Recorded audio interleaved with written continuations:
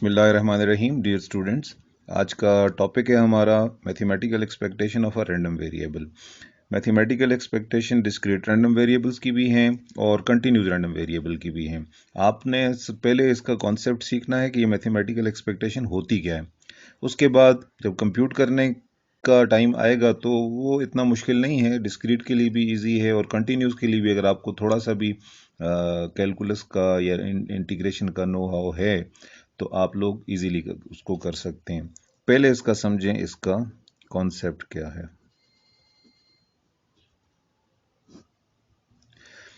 अच्छा, इसको समझने के लिए एक एग्जांपल हम डिस्कस करते हैं। सपोज करें कि हमारे स्टूडेंट्स हैं, 10 स्टूडेंट्स हैं, उनकी हम अटेंडेंस देख रहे हैं। तो अटेंडेंस का जो रिकॉर्ड है 10 स्टूडेंट्स का, वो इस तरह से है कि 6 दिन का था क्लास थी और उसमें से जो पहला स्टूडेंट है उसने 3 क्लासेस ली हैं, दूसरे स्टूडेंट ने 2 क्लासेस ली हैं, तीसरे ने 2 क्लासेस ली हैं, चौथे ने 3 क्लासेस ली हैं, चौथे और पांचवें ने 5 क्लासेस ली हैं और छठे ने 3 क्लासेस ली हैं, सातवें ने 1 क्लास ली है हफ्ते में, आठवें में 3 क्लासेस ली हैं, नौवें ने 2 और 10वें ने 4 क्लासेस ली हैं। अच्छा, ये याद रखें कि ये जो हमारा लेक्चर है रैंडम वेरिएबल का, ये random variable lecture series lecture number 5 है। ओके, ये डेटा आ गया हमारे पास।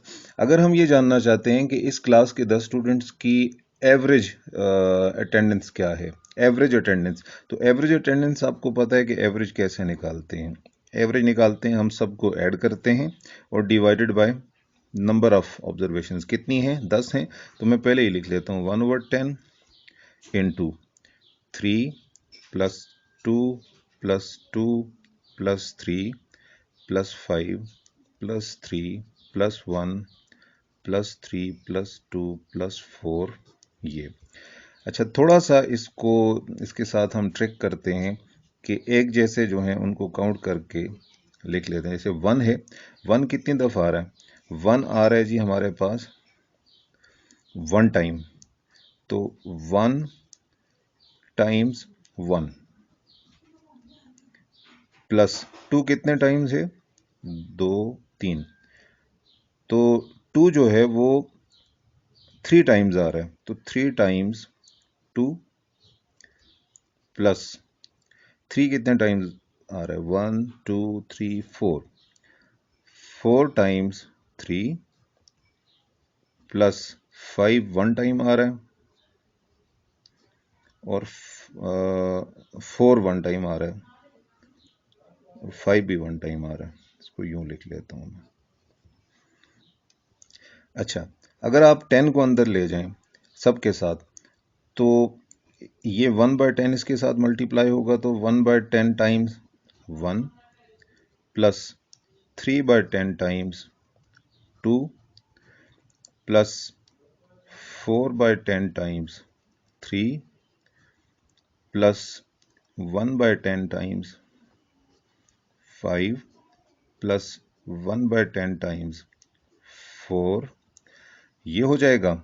और अब अगर इसको मैं परसेंटेज में लिखूं, 1/10 कितना होता है? 1 आउट ऑफ 10 होता है। जब परसेंटेज में लिखें तो 1/10 मल्टीप्लाइड बाय 100 करो, तो ये 0 0 से कैंसिल होगा, तो ये 10% आता है। तो 10% 1 इंटू 1 प्लस 3/10 होता है 30%, 2 4/10 होता है 40%, 3 1/10 फिर 10%, 5 1/10 होता है 10%, 4। अब परसेंटेज काउंट करें, 10 और 30 40 40 40 80 80 और 90 और 100, ये टोटल 100% आ जाता है। अच्छा, अब अगर इसको लॉजिकली देखें तो हम यूं कह सकते हैं कि इस क्लास के स्टूडेंट्स का एक लेक्चर लेना इसके चांसेस हैं 10%। उस कोई भी रैंडमली पिक्ड स्टूडेंट 2 लेक्चर लेगा, उसके चांसेस हैं 30%, सबसे ज़्यादा है 40%। अगर आप इसको कैलकुलेट कर लेते हैं तो ये आता है जी, इसको सम कर लें, 5, 7, 10, 15, 18, 19, 22, 24 और 28 डिवाइडेड बाय 10 करें तो ये आता है 2.8। अब इसको यहाँ से देखेंगे ये 2.8 कैसे आता है। आप इस एक्सप्रेशन को भी याद रखें, इसको भी याद रखें और इसको भी याद रखें। अब अगर हम इसकी डिस्ट्रीब्यूशन बनाते हैं, जिस तरह मैंने आपको डिस्क्रीट की डिस्ट्रीब्यूशन बनाने का तरीका बताया था कि जो रैंडम वेरिएबल x है, what is x? x is the number of lectures attended by a student. तो x की वैल्यूज हैं, छोटी से बड़ी की तरफ लिखेंगे 1, 2, 3, 4, 5, और इसके साथ हम लिखते हैं इसकी प्रोबेबिलिटीज, सॉरी फ्रीक्वेंसीज, तादाद कितनी है। 1 कितनी दफ़ा आ रहा है? एक ही दफ़ा आ रहा है, यहाँ से पता चलता है 1 टाइम्स 1। 2 3 दफ़ा आ रहा है, 3 4 दफ़ा आ रहा है, 4 1 टाइम्स और 5 1 टाइम्स आ रहा है। ये टोटल कितने हैं? टोटल है 10। अब इसकी probability of x is equal to x, जिसको हम बोलते हैं f ऑफ x या p ऑफ x। तो सिंबल्स मैं आपको क्लियर कर चुका हूं। अब 1 आने के चांसेस कितने हैं? 1 आने के चांसेस हैं 1 आउट ऑफ 10। 3 आने के चांसेस, 2 आने के चांसेस हैं 3 आउट ऑफ 10। 3 आने के चांसेस हैं 4 आउट ऑफ 10। 4 आने के चांसेस हैं 1 आउट ऑफ 10 और 5 आने के चांसेस हैं 1 आउट ऑफ 10। ये तो प्रोबेबिलिटी डिस्ट्रीब्यूशन हो गई।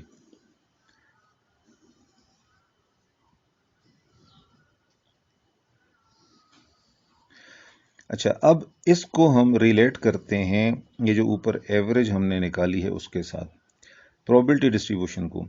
अगर आपको आप यूं करें, चलें इसमें एक कॉलम का इजाफा कर देते हैं। x को f ऑफ x के साथ मल्टीप्लाई कर लेते हैं। x क्या है? 1 into 1/10, 1 into 1/10, 2 into 3/10, 3 into 4/10, 4 into 1/10 और 5 इंटू 1/10। अगर आपको याद हो तो हमने ग्रुप डेटा के लिए मीन का फार्मूला, एवरेज का फार्मूला क्या निकाला था? ये हमने सेंट्रल टेंडेंसी में किया था। उसमें हम क्या करते थे? समेशन समेशन उसको हम करते थे 1 ओवर समेशन एक्स या एन, टोटल तादाद, फ्रीक्वेंसीज का sum, summation F into X, frequencies, summation F X divided by summation F या एन, ये होता था। अब यहां पर अगर यूं कर दें तो एन कितना है? 1/10 है, और जब आप x को f के साथ मल्टीप्लाई करें तो ये आपके पास आता है 1 इंटू 1 1, 2 इंटू 3 6, 6 और 1 7, 7 और इसका 12 आएगा 19, 19 और 4 23, 23 और 5 आएगा 28। तो 28 को 10 पे डिवाइड करें तो अगेन वी हैव 2/10। अब ये दूसरी दफ़ा एवरेज को हमने वेरीफाई कर लिया कि ये 2.8 आता है। अब यहाँ प्रोबेबिलिटी डिस्ट्रीब्यूशन से हमारे पास फार्मूला होता है एवरेज निकालने का। हम ये 1 over N summation F X की बजाय करते हैं summation X into F of X. ये जो कॉलम है F into F of X, इसका सम निकालते हैं। तो इसका सम क्या होगा?